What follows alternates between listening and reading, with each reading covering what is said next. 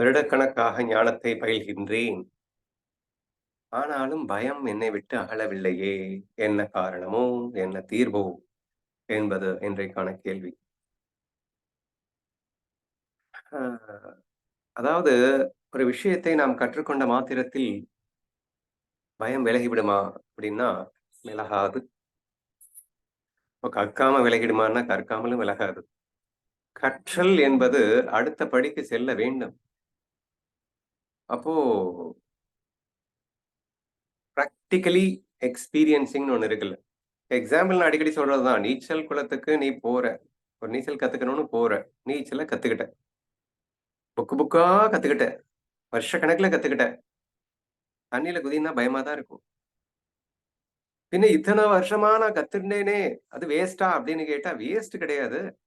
ஆனா கத்துக்கிறதோட நிப்பாட்டினா வேஸ்ட்டு தான். கற்றுக்கொள்வதன் நோக்கமே கற்க கசடற கற்பவை கற்றபின் நிற்க அதற்குத் தக அப்படின்னு நான் வள்ளுவன். நிற்க அதற்குத் தக கோட்ட விட்டா பின்ன பயம் போகாம எப்படிங்க இருக்கு? சரி, பயம் வராம எப்படி இருக்கும்? இப்ப பயம் இருக்கத்தான் செய்யும். அப்ப எப்போ அப்படின்னா, கற்றுக்கொண்டது எதற்காக? கற்பதை அனுபவிப்பதற்காக. கற்றுக்கொண்ட விஷயத்தை அனுபவிக்கும் முயற்சி நம்மிடம் இருந்திருந்தால், இந்த பிரச்சனை வலுந்திருக்காது என்று நான் நினைக்கின்றேன். சரியா? 1. 2வது அனுபவிக்கிற கற்கின்ற அந்த விஷயத்தை அனுபவிக்கும் கலையையும் கற்க வேண்டியிருக்கிறது. கற்றல்ல 2 இருக்கு. 1 ஞானத்தை கற்றல். அடுத்து அந்த ஞானத்தை எப்படி அனுபவிப்பதுன்னு சேர்ந்து கத்துக்கணும். அப்பதான் அனுபவிக்கவே முடியும். அப்போ கற்றுக்கொண்ட விஷயத்தை சரியாக நீ அனுபவிக்கவில்லை என்றால், அப்படின்னாலும் வந்து மிஸ்டேக் தான் வருது. இப்ப ஃபர்ஸ்ட்டு சாரி. முதல் விஷயத்துக்கு என்ன தீர்வு? பயம் போகாதுன்னு சொன்னேன். 3 வருஷம், 10 வருஷம் கத்துக்கிட்டான். நீச்சல் குளத்துக்கு போன உடனே தண்ணிய பார்த்த உடனே பயம் வந்துருச்சு. இப்ப என்ன பண்ணணும் அவன்? ஒரு துணை கொண்டு, குருமார்களின் துணை கொண்டு அப்படின்னா, அங்க நீச்சல் சொல்லிக் குடுத்தவங்கலாம் இருப்பாங்க. அவங்கள நம்பணுங்க. சரியா? ஐயா! நான் குதிக்க போறேன். ஆனா, எங்க நான் தவறு பண்ணிட்டேன்னா, என்ன காப்பாத்திடுங்க அப்படின்னு கொஞ்சம் நம்பணும் இல்லங்க. நான் யாரையும் நம்ப மாட்டேன். குருவையும் நம்ப மாட்டேன். குரு பக்தியும் இல்ல. ஒரு மண்ணாங்கட்டி இல்லன்னு எப்படிங்க முடியும்? அவர் தான் கத்துக் குடுத்துட்டாரு. எல்லாம் தெரிஞ்சுகிட்டேன். தெரிஞ்சுகிட்டு நான் என்னை நம்புவேன். நான் என்ன நம்புனா அப்ப குதிக்க வேண்டியது தானே! குதிக்க முடியலல்ல. பயம் வருதுல்ல. அப்ப எக்ஸ்பெர்ட் தான் இருக்கான்ல. அவன் தண்ணீல மிதந்துட்டு தானே இருக்கான். பார்க்கிறேல்ல. அப்ப அவனால முடியும் அப்டின்னா, அவன் என்னை காப்பாற்றுவான்ற ஒரு நம்பிக்கை வரணுமா இல்லையா? அது தொலைக்க மாட்டேங்குது. அதுதான் பிரச்சனையே. சரியா? சோ, குரு மேல் நம்பிக்கை வைத்து குரு பக்தியோடு குருவிடம், "ஐயா நான் இப்போது குதிக்கப் போகின்றேன். நான் நீச்சல் தவறாக அடித்தால் என்னை காப்பாற்றுங்கள்ன்னு" சொல்லிட்டு குதிக்கணுங்க. You have to apply the knowledge practically by trusting the guru. பயம் வருது அப்டின்னா, என் குரு இருக்கார்றா எனக்கு. எனக்கு என்னடா பயம்? என்ன ஆனாலும் அவர் என்ன காப்பாத்துவாரு. ஞானம்ன்ற ஒரு கவசம் இருக்கும்போது என்னங்க வந்துடும்? நீ போட்டுக்க தெரியலனாலும் அவர் இருக்கார்ல. நீ கைய காட்டுன உடனே அவர் உனக்கு போட்டு விடுவாருல்ல. அப்ப எது ஒண்ண பண்ணிடும்? ஒண்ணும் பண்ணாது. என்ற ஒரு நம்பிக்கை இல்லாததன் விளைவே, இத்தனை ஆண்டுகளாக கற்றும் கூட நம் அகங்காரம் நம்மை விட்டு அகலவில்லை. அப்படின்னு ஒரு பாயிண்ட் எனக்கு தோணுது.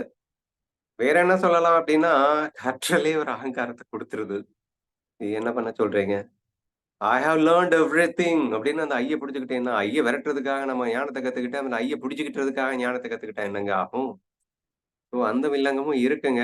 So therefore we have to know for what we are learning. எதுக்காக நான் ஞானத்த கத்துக்கிறேன்? அகங்காரத்த விட்டுறதுக்காக கத்துக்கிறேன். சரியா?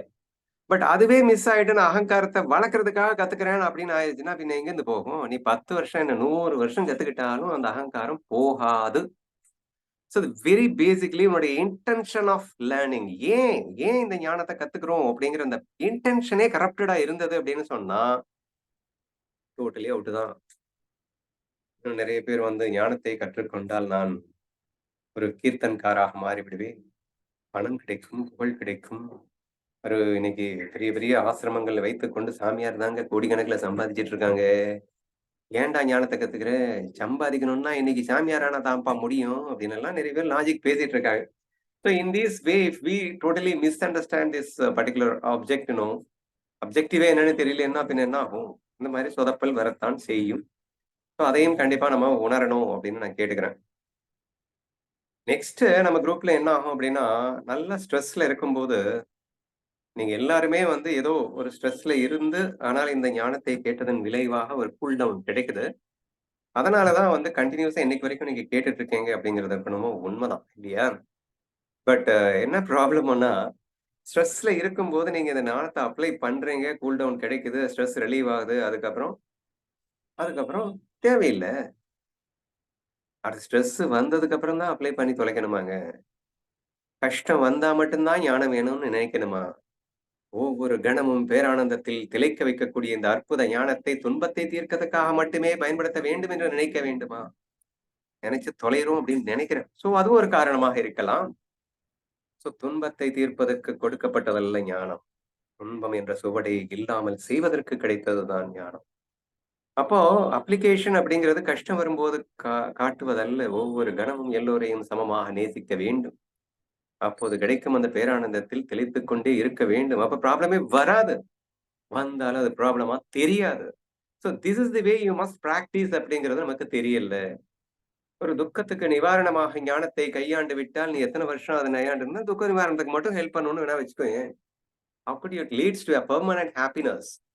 ஒரு பேரானந்தத்தை அது தருவதற்கு வாய்ப்பு இல்லை என்று ஆகிவிடுகிறது. வேற என்ன காரணமா இருக்க முடியும்? நீங்க எல்லாம் என்ன டிஸ்கஸ் பண்ணீங்கன்னு தெரியலையே. எனிவே வேற என்ன காரணம்? கத்துக்கும்போதே ஈகோ வந்துடுது அப்படின்னு சொன்னேன். அஃப்கோர்ஸ் இன்னொரு காரணமும் இருக்கு. அது என்ன காரணம்னா, அப்ளிகேஷன்ல ஈகோ கொண்டு வருவாங்க. அப்ளை பண்ணணும்னு நெனைக்கிறது ஓகே. நல்ல விஷயம் தான். ரிலாக்ஸ்டா தானே பண்ணணும். ஞானத்த பெட் கேம் ஆடக்கூடாதுங்க. ஞானத்தையும் ஃப்ரெண்ட்லியா தானே ஆடணும். நான் பெட் ஆடிட்டு என்ன பண்ணுவாங்கன்னா, கடகடா கடன்னு காலையில 4 மணிக்கு எந்திரிக்கணுமா? எந்திரிக்கிறேன். யோகா பண்ணணுமா? யோகா பண்றேன். விரதம் இருக்கணுமா? விரதம் இருக்கிறேன். அப்புறம் என்ன தெரியணும்? கட்டாந்தரையில படிக்கணுமா? கட்டாந்தரையில படிக்கிறேன். எத்தன நாளைக்கு? ஒரு 1 மாசம் ரொம்ப ஜரூரா போகும். அதுக்கப்புறம் பார்த்தா குப்புற படுத்து கிடப்பான். என்னடா ஆச்சு? அட போங்கப்பா! நானும் எல்லாத்தையும் பண்ணி பார்த்தேன். ஒரு மண்ணும் பிரயோஜனம் இல்ல. வாய் திஸ் ஹேப்பன்ட் அப்டின்னா, ஒரு ஞானி ஆகிவிட வேண்டும் என்ற பரிதவிப்பு அதுல ரிசல்ட் இல்ல. நான் ஞானி ஆவேன் அப்டின்ற ரிசல்ட்ல லாக் ஆயிட்டு. ப்ரொசீஜர கடுகளவு கூட என்ஜாய் பண்ணாம பல்ல கடிச்சுக்கிட்டு இப்படி பண்ணிட்டு இருந்தா, அது எங்கருந்து லாங் லாஸ்டிங்கா பண்ண முடியும்? கண்டிப்பா பண்ண முடியாதுங்க. ஆட்டோமேட்டிக்கலி ஸ்டாப் பண்ணிடுவ. அப்புறம் நீ என்ன பண்ணுவேன்னா, அடுத்து ஒரு 2, 3 மாசம் கழிச்சு கில்டி ஃபீல் வரும்.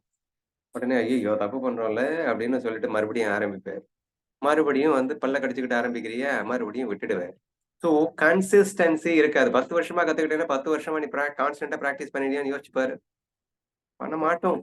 இடையில இடையில விட்டுட்டு அப்பப்போ பண்ணிட்டு நானும் 10 வருஷமா படிக்கிறேங்க. ஒண்ணுமே வரல அப்படின்னா என்ன ஆகும்? So there will not be any consistency. இல்லாமல் இருப்பதும் கூட. அப்படின்னா ஞானத்தை சந்தோஷமாக பயிலணுங்க. அந்த சந்தோஷத்தை சந்தோஷமான வழியில் அனுபவிக்க வேண்டும் இல்லையா?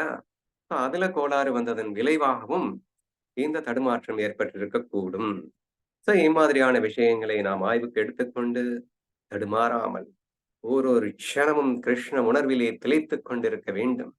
மாய உணர்வை ஒரு கணமும் நாம் மறக்காமல் இருக்க வேண்டும். ஒன்று கிருஷ்ண மாயான்னு நினைங்க அல்லது எனது மாயா. எனது கற்பனை தான் இந்த உலகம் என்ற முழுமையான பூரிப்பு ஒவ்வொரு கணமும் உங்கள் மனதை விட்டு அகலாதிருக்க வேண்டும். அதுக்கு தான் நான் அடிக்கடி கத்திக்கிட்டே இருக்கேன். அகலாது இருக்கணும்னா, யூ ஜஸ்ட் ட்ரை டூ துன்பத்தில் சுகம் காணும் அற்புதத்தை மகிழ்ச்சியாக மாற்றுங்கள். துன்பமே சுகம் என்று முழுமையாக புரிந்து கொள்ள முயற்சியுங்கள். துன்பத்தை வா வா என்று அழைத்து பாருங்கள். அப்ப ஞானம் இல்லைன்னா எப்படி அழைப்பீங்க? ஞானத்தை இறுக கட்டிக்கொண்டால் மட்டும் தான் துன்பத்தை ஒருவன் வா என்று அழைக்க முடியும். துன்பத்தையும் இன்பமாக மாற்றும் வல்லமை ஞானத்திற்கு மட்டுமே உண்டு. நரகத்தை சொர்க்கமாக்கும் ஒரு மாபெரும் திறமை ஞானம் எனும் சக்திக்கு உண்டு என்ற உண்மைகளை எல்லாம் புரிந்து கொண்டு ஒரு க்ஷணமும் நாம் இடைவிடாது அந்த ஞானத்தில் இருந்தால் மட்டுமே முடியும். அப்படி இருக்க நினைத்தால் பல வருடங்கள் அல்ல, ஒரே ஒரு கணமும் கூட போதும் நாம் ஞானியாவதற்கு என்று சொல்லி எனது பதிலை நிறைவு செய்கிறேன்.